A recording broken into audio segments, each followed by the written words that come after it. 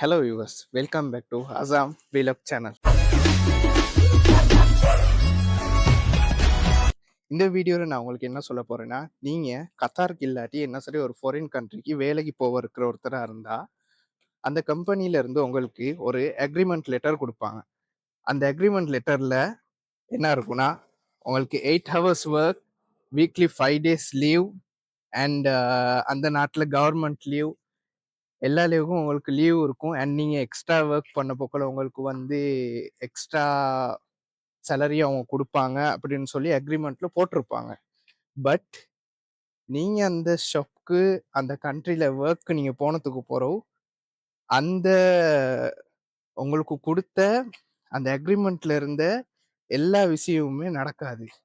Suppose இப்ப நீங்க நினைப்பீங்க, ஆஹா 8 hour வேலை தானே, அப்ப நம்ம போயிட்டு 8 hour ஒர்க் பண்ணி ரெஸ்டா இருக்கலாமே, இது டைம்ல என்ன சரி செஞ்சுக்கலாம் அப்படின்னு.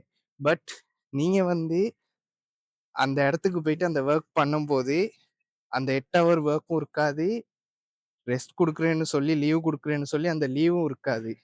அதனால நீங்க ஒரு கம்பெனிக்கு ஒர்க்கு போகல சரியா பார்த்து நல்லா விசாரிச்சுட்டு அந்த கம்பெனிக்கு வேலைக்கு போங்க. இல்லாட்டி அங்க போனதுக்கு பிறகு அவன் சொல்றது தான் நீங்க செய்ய வரும். இது மாதிரி இன்சிடென்ட்ஸ் எல்லாம் நடக்கிறதுக்கு முக்கியமான காரணம், நீங்க இன்னொருத்தர்கிட்ட சொல்லி விசா அப்ளை பண்ணி தான் நீங்க ஒர்க்கு போவீங்க. அவங்க என்ன செய்வாங்கன்னா, அந்த கம்பெனியால அவங்களுக்கு விசாவை ஃப்ரீயா தான் கொடுப்பாங்க, ஆட்களை எடுத்து போடுங்கன்னு.